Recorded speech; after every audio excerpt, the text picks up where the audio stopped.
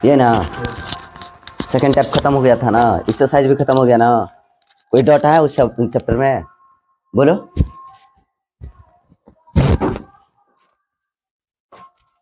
Type क्या हुआ, ध्यान दो। टाइप फर्स्ट खत्म हो गया, टाइप सेकंड भी खत्म हो गया, खत्म हो गया है ना। टाइप सेकंड में किसी को कोई डाउट है? नहीं ना। तो आज हम क्या पढ़ेंगे, ये कंप्लीट हो गया, एक कंप्लीट हो गया, अर्थात एक्सरसाइज 1 पॉइंट क्या हुआ, 1 कंप्लीट। एक्सरसाइज 1.2 भी कंप्लीट, तीनों मैथ से कंप्लीट, चारों मैथ से कंप्लीट हो चुका है। तो चलो देखते हैं टाइप 3 के बारे में।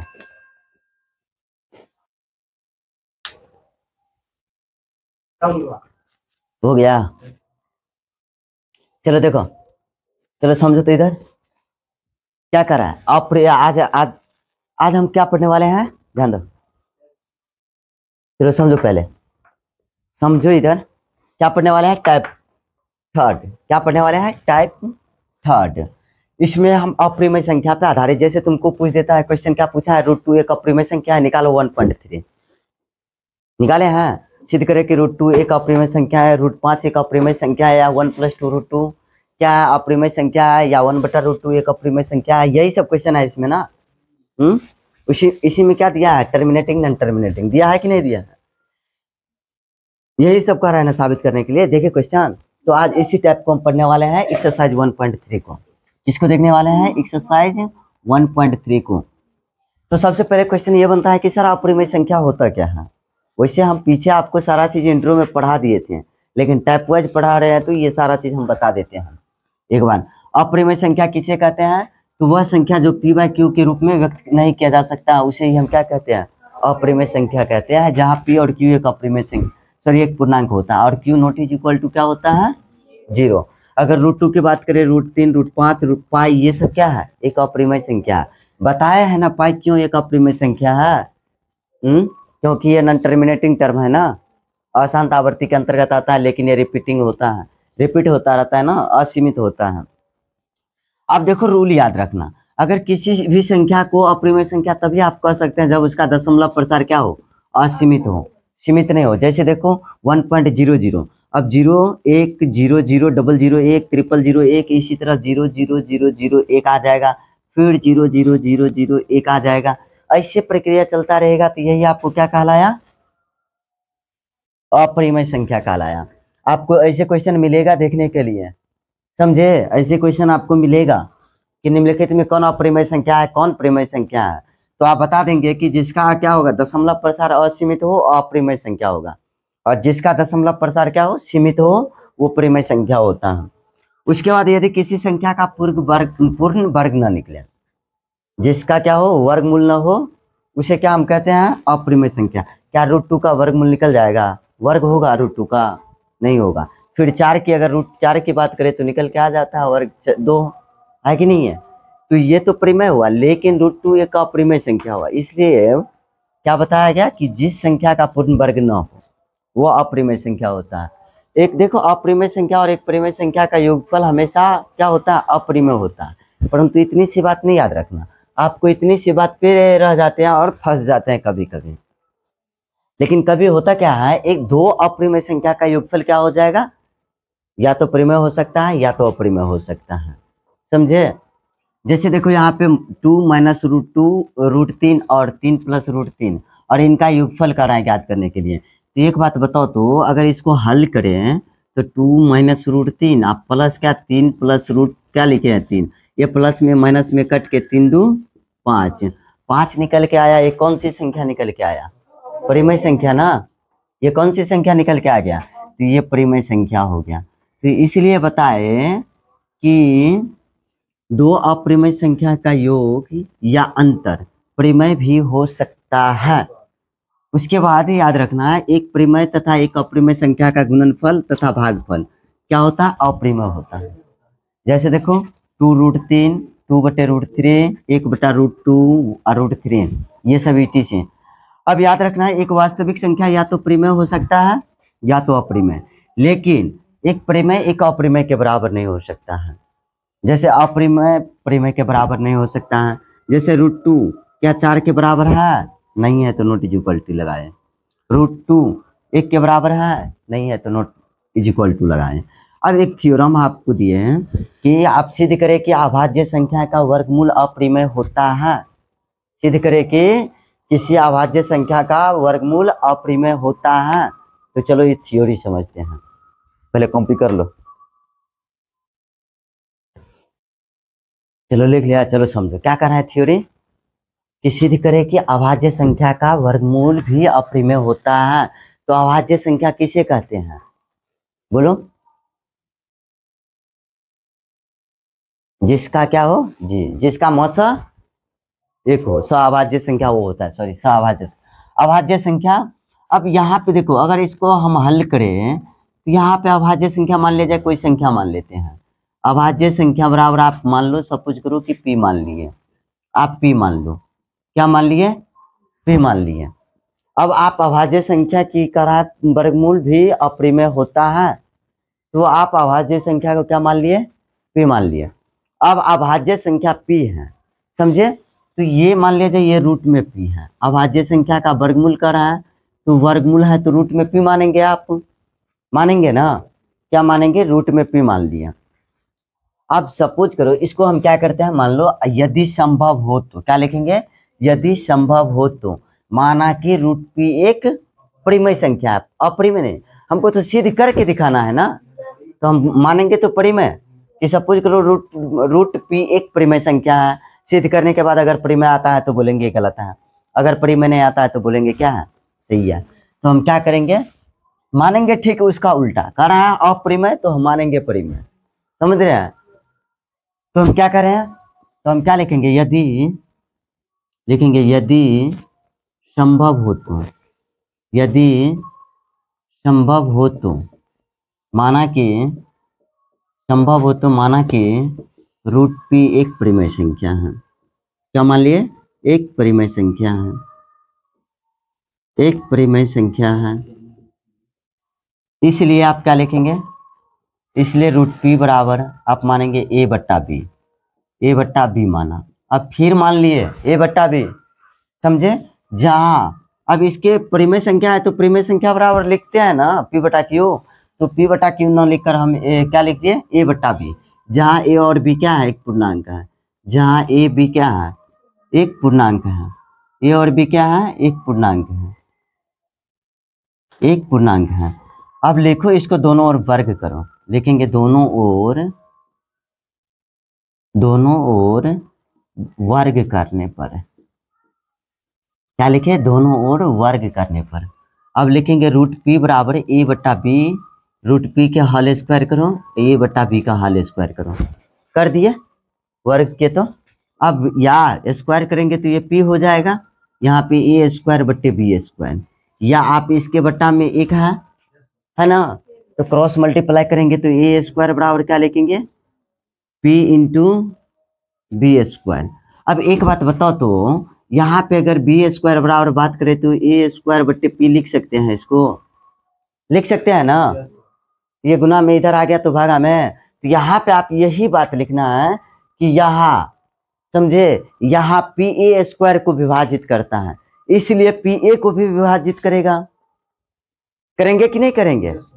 समझे बात को वहां पे? तो यहाँ पे आप क्या लिखेंगे? यहाँ pa² को विभाजित करता है, लिखे यहाँ pa² को विभाजित करता है। इसको समीकरण फर्स्ट मान लो, तो विभाजित करता है, तो विभाजित करता है, इसलिए pa को भी विभाजित करेंगे, वो विभाजित करेंगे, a को भी विभाजित करेंगे। अगर a² को विभाजित कर रहा है तो a को भी विभाजित करेंगे कि नहीं करेंगे? करेंगे ना। अब आप क्या लिखेंगे? अब देखो यहाँ पे a² बराबर क्या था? pb²।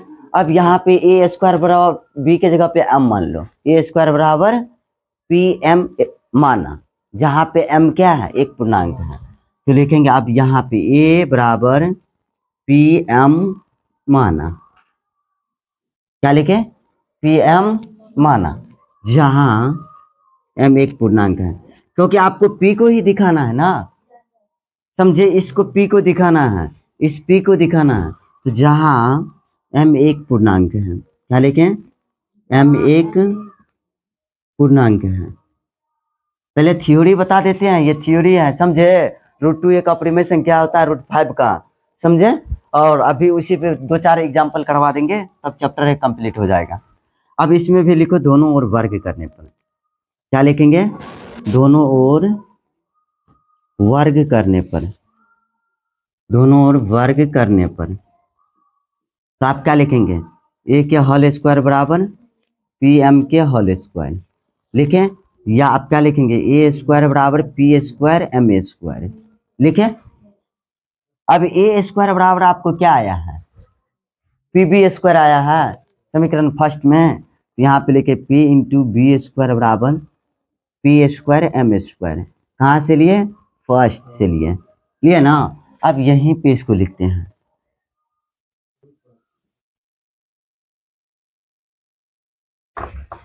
अब चलो लिखते हैं। या आप क्या लिख सकते हैं, इधर p गुना में उधर किस में चला जाएगा। आप एक बात बताओ, यहाँ पे पी बी स्क्वायर बराबर पी स्क्वायर एम स्क्वायर है ना, तो यहाँ पे p गुना में तो इधर जाएगा तो किस में जाएगा, भागा में। तो या बी स्क्वायर बराबर क्या लिखेंगे, पी स्क्वायर एम स्क्वायर बट्टे पी, एक पी कट गया तो क्या लिखेंगे, बी स्क्वायर बराबर पी एम स्क्वायर लिखे। ये क्या हुआ, सेकेंड हुआ। अब देखो यहाँ पे p बी स्क्वायर को विभाजित करेंगे, तो इसलिए p b को भी विभाजित करेंगे। तो लिखिए यहाँ, क्या लिखिए, यहाँ p बी स्क्वायर को विभाजित करता है, को विभाजित करता है, क्या करता है, विभाजित करता है। इसलिए p b को भी विभाजित करेंगे, b को भी विभाजित करेंगे, pb को भी विभाजित करेंगे, लिख दिया। अब यहाँ पे देखो समीकरण फर्स्ट और सेकंड ये मुझे बता रहा है कि स्क्वायर हटाएंगे तो रूट में p आ जाएगा, यहाँ भी स्क्वायर हटाएंगे रूट में p आ जाएगा।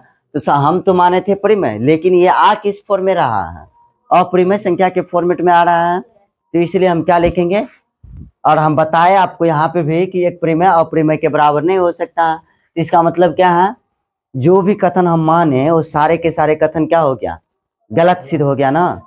हम माने थे परिमेय, अगर ये परिमेय आता तो सही सिद्ध होता ना।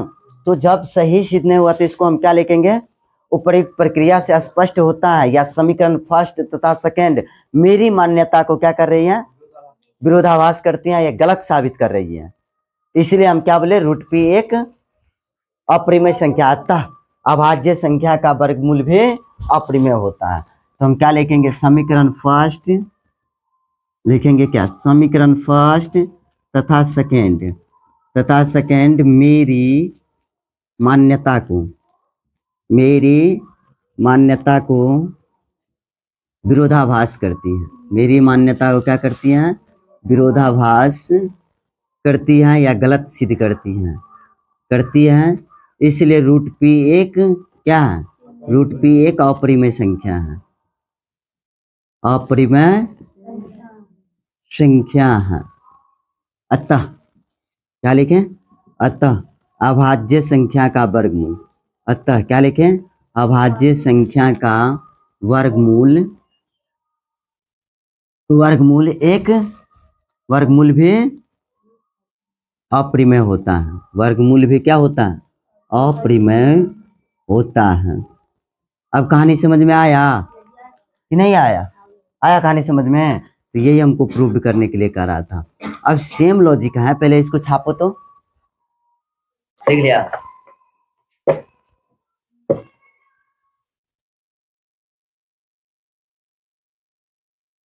चलो देखो, जैसे देखो तो अब हम तुमको बताते हैं। जैसे मान लिया जाए, आपको एक क्वेश्चन देते हैं, जैसे मान लिया जाए √2 एक अपरिमेय संख्या है, सिद्ध करो। पहले समझो क्या करना है। जैसे हम बोल दिए यहाँ पे, सिद्ध करें कि, क्या बोले, सिद्ध करें कि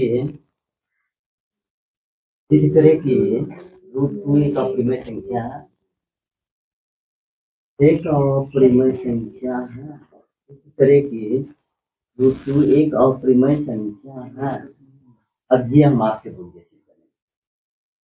अब यहाँ पे बोले थे रूट पी एक अप्रिमय संख्या है, तो पी के जगह पे क्या उठा करके दिया? पी के जगह पे रूट टू दिया है ना। कहानी सेम चलने वाला है। थोड़ा सा अगर दिमाग हो तुम लोगों के पास तो सेम कहानी चलेगा। तो हम क्या लिखेंगे, हल करेंगे तो क्या लिखेंगे बोलो? लिखेंगे यदि संभव हो तो, यदि संभव हो तो, संभव हो तो माना कि रूट टू एक परिमेय संख्या है। एक कौन सी संख्या है? एक परिमेय संख्या है। मान लिए एक परिमेय संख्या है, इसलिए रूट टू बराबर आप क्या मानेंगे? ए बटा बी या पी बटा क्यू, जो मर्जी या एम बटा एन, जो मानना है मान लो। तो रूट टू बराबर क्या माने? ए बटा बी, जहाँ माना जहाँ ए और बी क्या है? स्वाभाज्य संख्या। जहाँ ए बी क्या है? स्वाभाज्य संख्या। तो अभाज्य संख्या, तो अभाज्य संख्या है या एक पूर्णांक। अब इसको क्या फिर लिखेंगे? वही कहानी लिखेंगे कि दोनों ओर वर्ग कर लेते हैं। क्या लिखेंगे? दोनों ओर वर्ग कर लेते हैं, दोनों ओर वर्ग कर लेते हैं। अब देखो वर्ग करेंगे तो यहाँ पे हम क्या लिखेंगे? रूट टू के होल स्क्वायर बराबर ए बटा बी के होल स्क्वायर लिखेंगे ना। बोलिए, या रूट टू के स्क्वायर करेंगे तो बराबर ए स्क्वायर बटे बी स्क्वायर लिख दिया। या आप यहाँ पे इसको समीकरण क्या लिखे? फर्स्ट लिखेंगे ना। बोलिए, या नहीं तो आप क्या लिख सकते हैं? इसको यहाँ पे लाकर रखो, या ए स्क्वायर बराबर क्या लिखे? 2b स्क्वायर, इसको मान लो फर्स्ट। अब यहाँ दो ए स्क्वायर को विभाजित करता है, इसलिए दो ए को भी विभाजित करेंगे। जैसे देख लो, यहाँ पे अगर हम 2b स्क्वायर बराबर ए स्क्वायर, तो क्या ये इधर गुना में है तो इधर किस में चला जाएगा? या बी स्क्वायर बराबर ए स्क्वायर बटे 2 लिख सकते हैं, लिख सकते हैं कि नहीं लिख सकते हैं? इसलिए ये पॉइंट यहाँ लिखते हैं हम। यहाँ दो ए स्क्वायर को विभाजित करता है, वो विभाजित करता है, वो विभाजित करता है, इसलिए दो ए को भी विभाजित करेंगे, दो ए को भी विभाजित करेंगे। यही कहानी लिखेंगे, वो भी विभाजित करेंगे। अब बोलो, ये तो पॉइंट बन गया। अब क्या लिखेंगे? अब ए स्क्वायर बराबर यहाँ पे 2b स्क्वायर है, तो अब ए स्क्वायर बराबर अब क्या मानेंगे? 2m मानेंगे। ये रूट को हटा दो और 2 मानेंगे, समझे? अब ए बराबर क्या मानेंगे? अब आप इसी कहानी को यहाँ पे लिखेंगे, ए बराबर 2m माना। क्या माना? 2m माना, जहाँ m एक पूर्णांक, जहाँ m क्या है? एक पूर्णांक है, m एक पूर्णांक है। देखिए, जा अब दोनों ओर इसमें भी लिखेंगे, दोनों ओर वर्ग करने पर, दोनों ओर वर्ग करने पर कर दिए, लिख दिया ना। अब क्या लिखेंगे? वर्ग करेंगे फिर ए स्क्वायर बराबर 2m स्क्वायर, क्या लिखेंगे? ए स्क्वायर बराबर 2 दूना 4m स्क्वायर होगा, ये होगा ना। इसको या आप क्या लिखेंगे? ए स्क्वायर बराबर क्या आया है यहाँ पे? देखो तो, ए स्क्वायर बराबर 2b स्क्वायर आया है, तो 2b स्क्वायर बराबर 4m स्क्वायर। अब ये 2 से कटेगा तो 2 दूना 4 कट जाएगा ना। यहाँ पे आप बी स्क्वायर बराबर क्या लिखे? 2m square. तो समीकरण क्या मान लिए?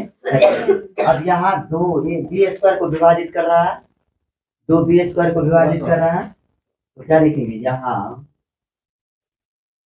दो बी स्क्वायर को विभाजित करता है, तो विभाजित करता है, बी स्क्वायर को विभाजित करता है, इसलिए दो बी को भी विभाजित करेंगे। किसको विभाजित करेंगे?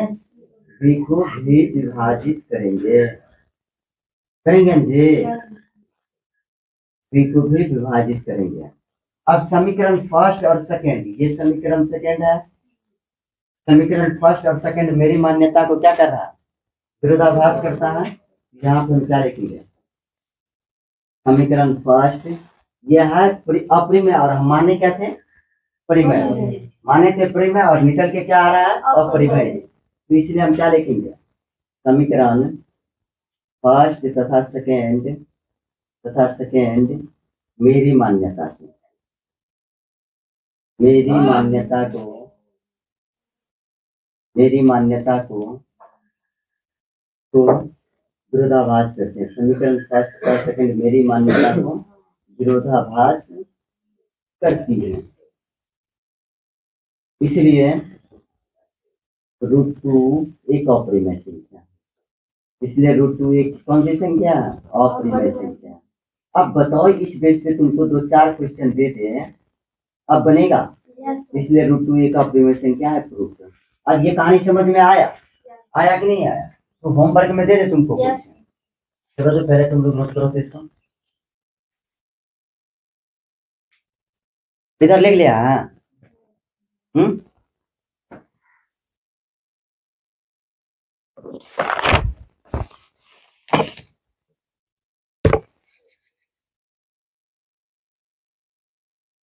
ये कौन था पता है, एक टाइप फर्स्ट, ये सिंगल पे था इसलिए इसको टाइप फर्स्ट बना लेना, अपरिमेय टाइप सेकंड थर्ड में, समझे। अब कल बताएंगे भाग वाला, समझे। ये सिंगल था, अब कल बताएंगे 1/√2 एक अपरिमेय संख्या है, समझे। उस बेस पे सिखा देंगे और इस आधार से सिखाएंगे तो तुम समझो पूरा मैथ अपने आप बना लेगा। अभी तुमको चैप्टर नहीं बताएंगे।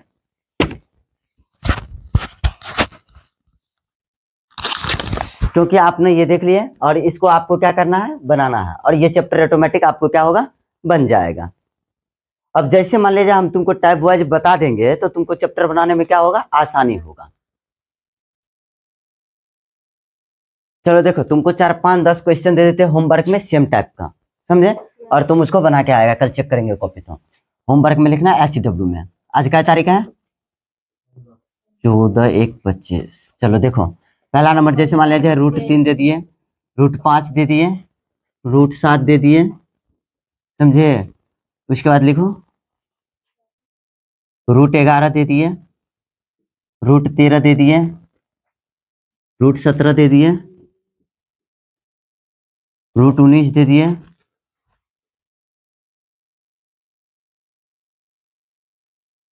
इसके बाद √21 दे दिए, √22 दे दिए, √23 दे दिए, √26 दे दिए,